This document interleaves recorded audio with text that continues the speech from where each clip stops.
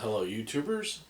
This is a Paranormal Truth Seeker. Hey, I want to talk to you a little bit about a different subject than ghosts and things today. What I want to talk about today is Bigfoot. Now, before we get started, I ask that you hit the like and subscribe button so that I can continue to do this and actually see that people care about what I'm saying. Also, leave comments if you would. Anyways, let's get right into it. I've been asked a number of times over the years my opinion as to whether Bigfoot exists or not. Now, we all base things on what we see, and a lot of times that shapes what we believe. So if we see something, and we believe it's Bigfoot or a ghost or a UFO or whatever, it gives us a reason to believe in it. Now, quite often, people who are skeptical, they haven't had those experiences, and a lot of times, in respect, and I'm a skeptic at heart, really. I question everything. I quite often tell people, I've been to Missouri too many times, so you're going to have to show me.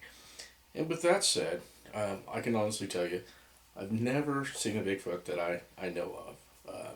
There's a lot of reports out there of people seeing them, very reliable reports, police, other people respected within their communities, and some people come forth and say something while others don't.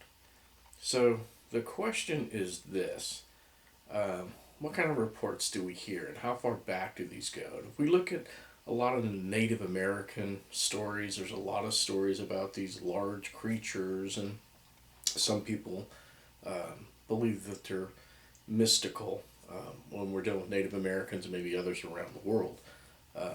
The stories are definitely interesting, very similar in many cases, and there's a lot of things that they may have in common.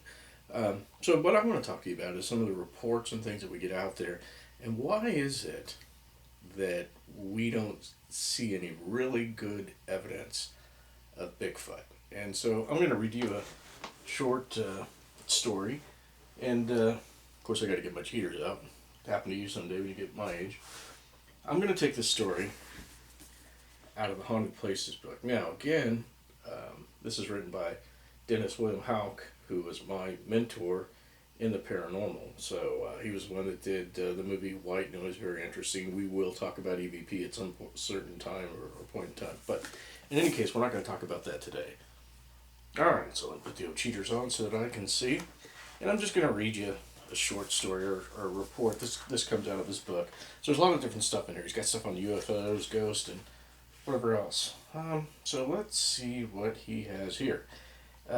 This is going to be in Idaho. This is in Chesterfield. It's at a Bigfoot sighting. An 8-foot tall ape-like creature harassed a party of skaters here in 1902. The Bigfoot wielded a club, chased the group for some distance. Its four-toed prints measured 22 inches long and 7 inches wide. So this is a report. There's literally thousands of these type of reports out there. Again, this is a really good book if you want to learn a lot about the paranormal. It's a really good book to get. Tell you a lot of haunted places and the things that were reported there. So let's talk a little bit about Bigfoot. So many people will say, simply don't believe there's not enough evidence. Now, the question that any good investigator is going to ask himself is, how much information do I really have? How much digging have I done? And that's the thing that you have to do, is you really have to dig into things and consider everything, and then you can make up your mind.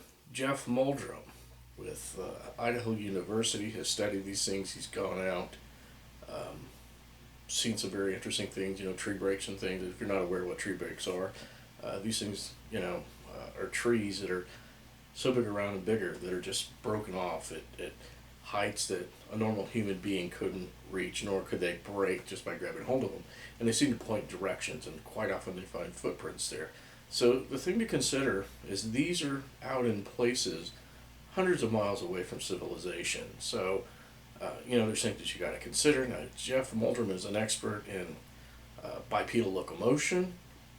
Again, you can look him up on Idaho University's website and find out for yourself and see that he's a very reputable person. So he kind of puts himself out there, and this is quite normal. when you try to talk about things that might be considered paranormal. In the scientific community, they laugh at you. And the biggest reason they laugh at you is if we talk about ghosts, we can't create a ghost in a laboratory. So, it doesn't exist. So this is a kind of attitude that's out there, sadly, with academia, but it's true. And so a lot of people don't want to consider the evidence and things that are out there. I can't tell you again, like I said, that I've seen it. But let's think about what might be going on here. Now, some people will claim that Bigfoots are related to UFOs. There's some stories out there where people claim that the UFO came or was sighted, and then, within an hour or so, they started seeing these Bigfoot-like creatures. Who knows? Is there some sort of correlation? I don't know. But some people say there is. Others will say they're some other mystical being, or they're actually a true creature. They leave behind physical evidence. Like I said, footprints. Now, get back to the footprints. We see that these footprints are much further apart and deeper than what a human could make. There was one series I remember watching on TV. I think it was on Discovery or one of those channels, where individuals who saw these Bigfoots in Alaska, for example, actually one guy said that it scared a bear off. It was that big and that powerful. So let's get into the physiology of Bigfoot. So let's take a gorilla, for example. Gorilla, a large silverback male, might weigh 500 pounds max. And they're said that they're somewhere between 4 and 5 times stronger than the average human being. And chimpanzees are very strong for their size as well. So if Bigfoot is as big as they say, how much stronger is he going to be than the average human being? He's going to be much more powerful, maybe 10 times more powerful than the average human being. And, substantially stronger than a gorilla as well. So now we're dealing with, let's just call it a creature, for lack of term of better words, that's 10 times stronger than you. So if you went into the woods and tried to track one of these things, it's probably got better eyesight, probably got a better nose, better hearing, it's more acute, and much better than ours, I'm going to assumption. So if he knows that you're coming and he wants to avoid you, he's going to avoid you. So it'd be much like a P-51 Mustang from World War II trying to chase down an SR-71. I mean, really, that's what you're looking at. Something that's faster, bigger, stronger. If it doesn't want you to see it, it's probably not. So yes, people see them out in the woods. But I honestly believe that that's the reason that if these things do exist, and to some people they do, I believe the evidence is there to definitely suggest that something's going on. I think you need to consider this. You can look up Jeff Moldrum. There's other individuals. You have the Patterson film. Some people say it's fake. Other people that's looked at the locomotion said no, it's not a man in a monkey suit. There's no way you can see the muscle definition. They didn't have that technology back then. So there's a lot of arguing and bickering that goes back and forth. Some people try to discredit it. Some people prove it. Don't know what to say. Wasn't there. Neither were you.